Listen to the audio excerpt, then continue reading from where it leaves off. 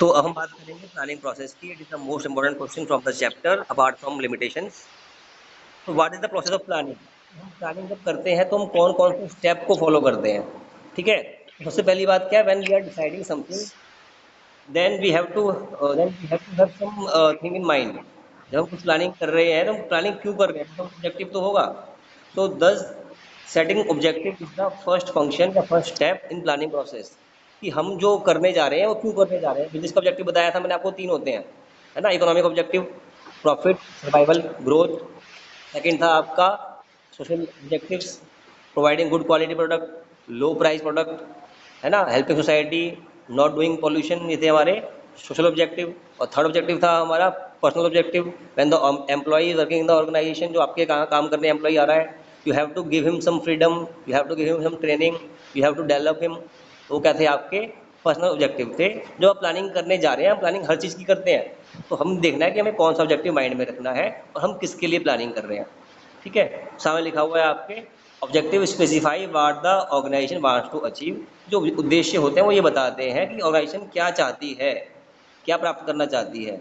They can be set for entire organization, जो बताया मैंने आपको कि पूरी ऑर्गेनाइजेशन के ऑब्जेक्टिव अलग अलग है, हमने सबके लिए अलग अलग सेट कर दिए। And they have to percolate down to all employees at all levels. ये ऑब्जेक्टिव जो है ये सबको करने हैं अचीव, किसी एक के करने से ऑब्जेक्टिव अचीव नहीं होते। खाली मेरे पढ़ा देने से या कुछ लोगों के पढ़ लेने से हमारा ऑब्जेक्टिव अचीव नहीं हो जाएगा। हम चाहते हैं जो ग्रुप है हमारा एज अ फैमिली, वो पूरा ग्रुप आगे बढ़े। ठीक है, तो ऐसे ही बिजनेस में होता है कि बिजनेस हमारी फैमिली है, वहाँ पर हर किसी का बेनिफिट हो, एम्प्लॉई का भी, सोसाइटी का भी और हमारा भी। तो first we have to set the objective, it is the first step. Second is developing planning premises. कि आपको क्या करना है, जो प्लानिंग होती है किसी ना किसी अजम्पशन पे होती है। हमने कुछ डिसाइड कर लिया कि कोरोना, हम बाहर जाएंगे तो कोरोना होगा होगा, तो मास्क यूज़ करना है, हाथों को सैनिटाइज करना है ना। तो जो हमने पहले से जो डिसाइड करते हैं, अज्यूम कर लेते हैं, उनको बोलते हैं प्रीमिसेस। यानी जैसे बिल्डिंग को भी हम, आपको पढ़ा होगा उसके अंदर, अकाउंट के अंदर बिल्डिंग को हम बोलते हैं बिल्डिंग एंड प्रीमिसेस। जिस पर हम अपने बिजनेस को आधारित करने जा रहे हैं या प्लानिंग को आधारित करने जा रहे हैं, तो उसका आधार स्तंभ क्या है, हमारा बेसिस क्या है प्लानिंग का, उसको हम बोलते हैं प्लानिंग के प्रेमिसेस। तो लिखा हुआ है plans are made on the basis of some assumptions. ये रहा अजम्पशंस।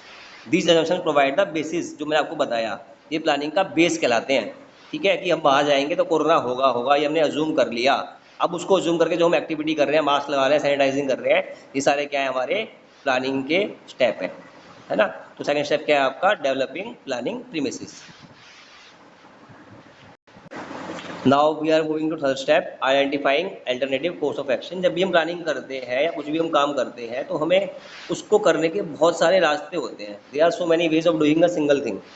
ठीक है, जैसे हम ऑफिस जा रहे हैं तो ऑफिस जाने के बहुत सारे ऑप्शन है आजकल हमारे पास। बस से चले जाएं, मेट्रो तो बंद है, वॉकिंग कर लें, या अपनी बाइक से, या साइकिल से, या अपनी कार से, है ना। There are so many alternatives.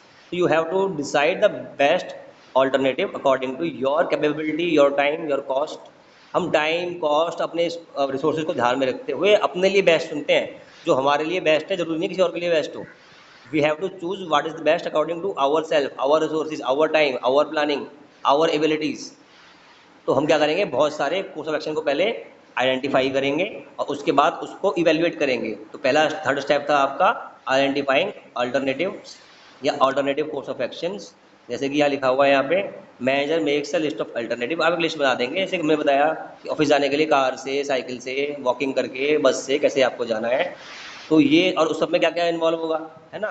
जब हमने कर लिया, it is called identifying alternative course of action. अब क्या किया हमने इसके बाद, अब हमने इसके बाद क्या किया, अब हमने इसके बाद सीधा क्या किया, इवेल्युएट किया कि अगर मैं बस से जाऊंगा तो कितना खर्चा आएगा, कितना टाइम लगेगा। अगर मैं साइकिल से जाऊंगा तो कितना टाइम आएगा, कितना खर्चा लगेगा। अगर मैं पैदल जाऊंगा तो कितना टाइम आएगा, कितना खर्चा लगेगा। लगेगा नहीं उसके अंदर, बट क्या वो सेफ होगा, क्या इम्पैक्ट आएगा, सोशल डिस्टेंसिंग में फॉलो कर पाऊंगा या नहीं कर पाऊंगा, बस में हाइजीनिक होगी या नहीं होगी। अब हम उसको इवेल्युएट कर रहे हैं। जो हमारे कोर्स ऑफ एक्शन है सारे के सारे, जो हमने लिस्ट डाउन कर लिए, उन सबके क्या प्रॉज हैं, क्या कॉन्स हैं, क्या अच्छा है उनमें, क्या बुरा है, क्या उनकी खासियत है और क्या उनमें कमियां हैं। It is called evaluating alternative course of actions.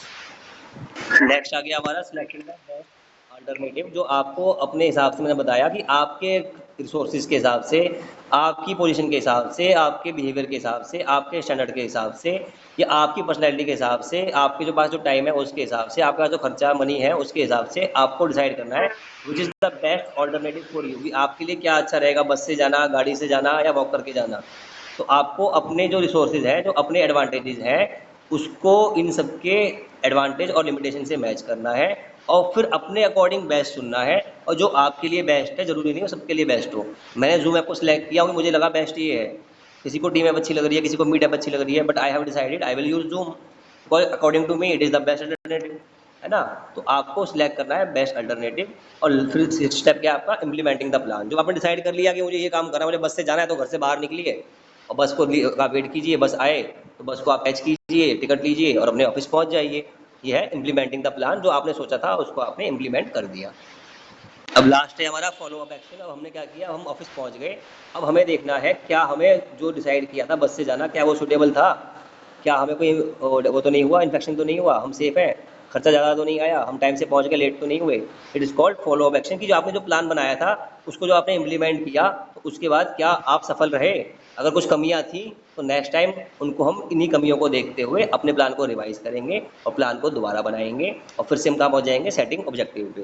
तो लास्ट स्टेप था आपका फॉलो अप एक्शन, जो हमने इम्प्लीमेंट कर दिया।